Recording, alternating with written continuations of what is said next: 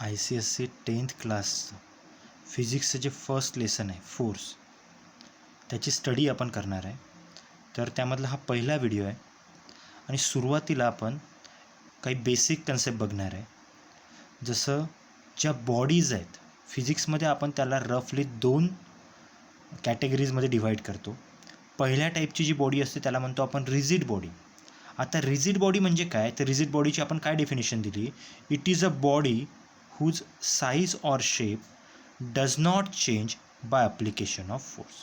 म्हणजे rigid body म्हणजे अशी बॉडी आहे की ज्या बॉडीवर आपण फोर्स जर अप्लाय केला तर त्या बॉडीचा साईज आणि शेप चेंज होणार नाही. समजायसाठी जर आपल्याला एक्झाम्पल द्यायचं झालं तर आपण एका स्टोनचं एक्झाम्पल देऊ शकतो, दगडाचं एक्झाम्पल देऊ शकतो. आपण स्टोनवर जर फोर्स अप्लाय केला तर आपण अप्लाय केलेल्या फोर्ससाठी त्या स्टोनमध्ये, त्या दगडामध्ये त्याचा साईज आणि शेप चेंज होत नाही. म्हणून आपण काय म्हणू शकतो, तर अप्लाइड फोर्ससाठी तो जो स्टोन आहे, तो दगड जो आहे, तो काय आहे, रिजिड बॉडी आहे. आणि दुसऱ्या टाईपच्या ज्या बॉडीज आहे त्याला म्हणतो आपण नॉन रिजिड बॉडी. तर नॉन रिजिड बॉडी कशाला म्हणू, it is a body whose size or shape can change by application of force. म्हणजे नॉन रिजिड बॉडी कशी बॉडी आहे की ज्या बॉडीवर जर आपण फोर्स अप्लाय केलं तर त्या बॉडीचं साईज आणि शेप चेंज होईल.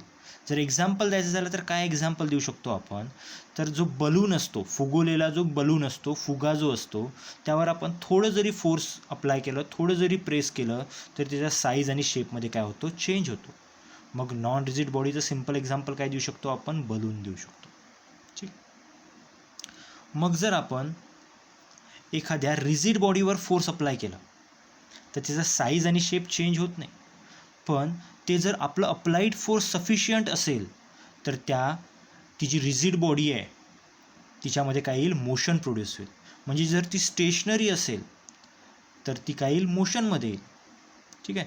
किंवा एखाद्या पर्टिक्युलर व्हेलॉसिटीने ती मूव्ह होत असेल तर तिच्या व्हेलॉसिटीमध्ये काय येईल, चेंज येईल. म्हणजे आपण काय म्हणू शकतो, when force is applied on a rigid body it can cause only the motion in it.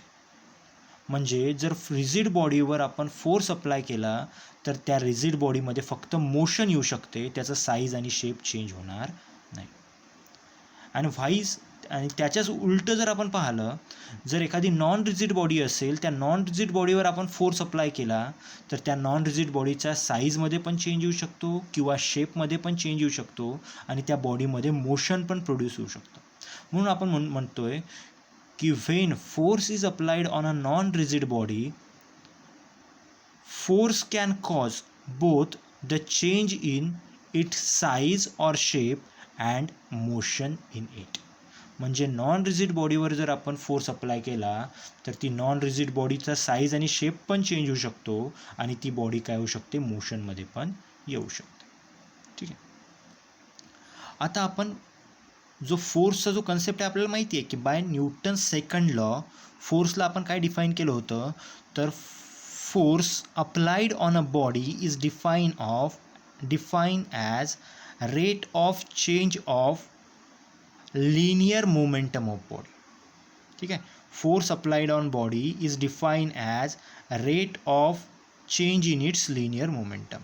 म्हणजे एखादी जी बॉडी आहे तिच्या लिनियर मोमेंटममध्ये किती चेंज आहे त्याच्यावरून आपण त्याचा फोर्स फाइंड आउट करू शकतो. म्हणजे जेवढा आपण फोर्स अप्लाय करू तेवढं बॉडीचं लिनियर मोमेंटम काय होतं, चेंज होतं.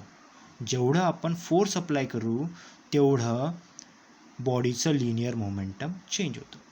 आता लिनियर मोमेंटम जे आहे ते आपण पीने डिनोट करतो. म्हणून म्हटलं आपण की force vector is equals to rate of change of linear momentum with respect to time. ठीक आहे. आता लिनियर मोमेंटम जे आहे त्याची काय डेफिनेशन आहे, तर it is a product of mass of body and velocity of body. म्हणजेच P vector is equals to M into V vector. आता ही व्हॅल्यू जर आपण यामध्ये पुट केली तर F vector is equals to काय मिळेल आपल्याला, D D T of M into V vector. M म्हणजे मास, व्ही म्हणजे व्हेलॉसिटी.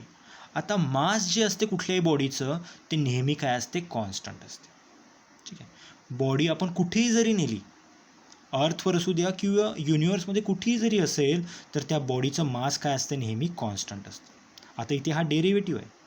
मग कॉन्स्टंट टर्म काय येते, डेरिव्हेटिव्हच्या बाहेर येते. म्हणजे फोर्स इज इक्वल्स टू काय मिळालं आपल्याला, mass into rate of change of velocity. आणि rate of change of velocity म्हणजे काय होतं, ॲसेलरेशन. म्हणजे force vector is equals to mass into acceleration vector आपल्याला मिळालं. ठीक आहे. आता आपल्याला माहिती आहे की SI युनिट जे आहे फोर्सचं ते काय, न्यूटन आहे. आणि काही केसेसमध्ये आपण काय कशामध्ये मेजर करतो फोर्सला, kg फोर्समध्ये, किलोग्राम फोर्समध्ये. आणि किलोग्राम फोर्स आणि न्यूटनमध्ये काय रिलेशन आहे, तर 1 kilogram force is equals to 9.8 newton. CGS unit जर बघितलं फोर्सचं तर काय, डाईन आणि ग्राम फोर्स आहे. आणि ग्राम फोर्स आणि डाईनमध्ये काय रिलेशन आहे, तर 1 gram force is equals to 980 dyne. ठीक आहे. तर हे काय बघितले आपण, काही बेसिक कन्सेप्ट बघितले. आता जर एखाद्या रिजिड बॉडीवर आपण फोर्स अप्लाय केला तर त्या बॉडीमध्ये काय येईल, मोशन येईल. ती बॉडी मोशनमध्ये येईल. आता हे जे मोशन आहे ते एखाद्या बॉडीवर जर फोर्स अप्लाय केला तर ती बॉडी एका स्ट्रेट लाईनमध्ये पण जाऊ शकते किंवा त्याच्यामध्ये रोटेशनल इफेक्ट पण येऊ शकते. त्यावरून आपण काय केलं की जे मोशन आहे याला आपण 2 मेन पार्टमध्ये डिवाईड केलं. तर पहिला जो टाईप आहे त्याला म्हटलं आपण लिनियर ऑर ट्रान्सलेशनल मोशन, आणि दुसरा जो टाईप आहे त्याला म्हटलं रोटेशनल मोशन. ठीक आहे. काय म्हटलं आपण, a rigid body when acted upon by a force can have 2 kind of motion. पहिल्या टाईपच्या मोशनला म्हटलं आपण लिनियर ऑर ट्रान्सलेशनल मोशन, आणि दुसऱ्या टाईपचं जे मोशन आहे त्याला म्हटलं आपण रोटेशनल मोशन. आता लिनियर किंवा ट्रान्सलेशनल मोशन कशाला म्हणू, जर एखादी रिजिड बॉडी असेल, या रिजिड बॉडीवर आपण फोर्स अप्लाय केला, ठीक आहे, आणि हे फोर्स जर सफिशियंट असेल तर काय होईल, ही रिजिड बॉडी फोर्सच्या डायरेक्शननी मूव्ह होईल. तर या केसमध्ये ही रिजिड बॉडी जी आहे ती एका स्ट्रेट लाईनमध्ये मूव्ह होते आणि अप्लाइड फोर्सच्या डायरेक्शननी मूव्ह होते. तर या टाईपचं जे मोशन आहे की ज्यामध्ये बॉडी स्ट्रेट लाईनमध्ये मूव्ह होते त्याला म्हणतो आपण लिनियर ऑर ट्रान्सलेशनल मोशन.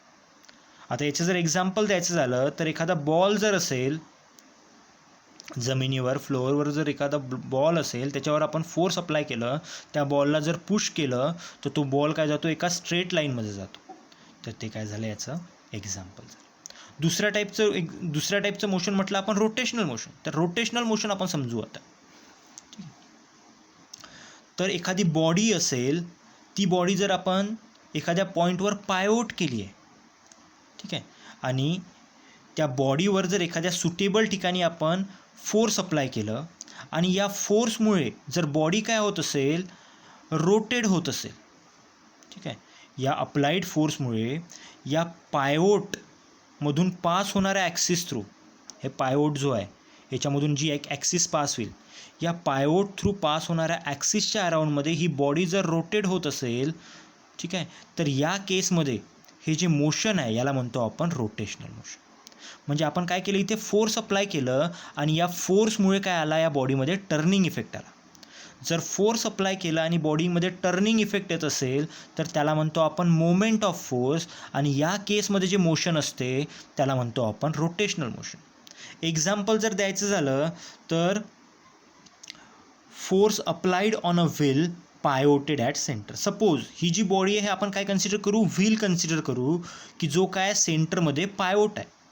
आता जर या व्हीलच्या रिमवर, ही जी आहे ही काय आहे, सर्क्युलर रिम आहे व्हीलची, या व्हीलच्या रिमवर जर आपण टँजेन्शियल फोर्स अप्लाय केलं तर या टँजेन्शियल फोर्समुळे काय होईल, ही व्हील जी आहे ती रोटेट व्हील कशाच्या अलॉंगमध्ये, तर या पायवोटमधून जी पास होणारी ॲक्सिस आहे त्याच्या अलॉंगमध्ये. तर ह्या केसमध्ये जे मोशन राहील व्हीलचं ते राहील रोटेशनल मोशन. दुसरं आपण एक कॉमन एक्झाम्पल देऊ शकतो, जेव्हा पण आपण काय करतो, दरवाजा डोअर ओपन करतो तर आपल्याला माहिती आहे की एका एंडला काय असते, ते हिंज सपोर्ट असतो त्या डोअरला, आणि जो हँडल असतो तो दुसऱ्या हँडला असतो.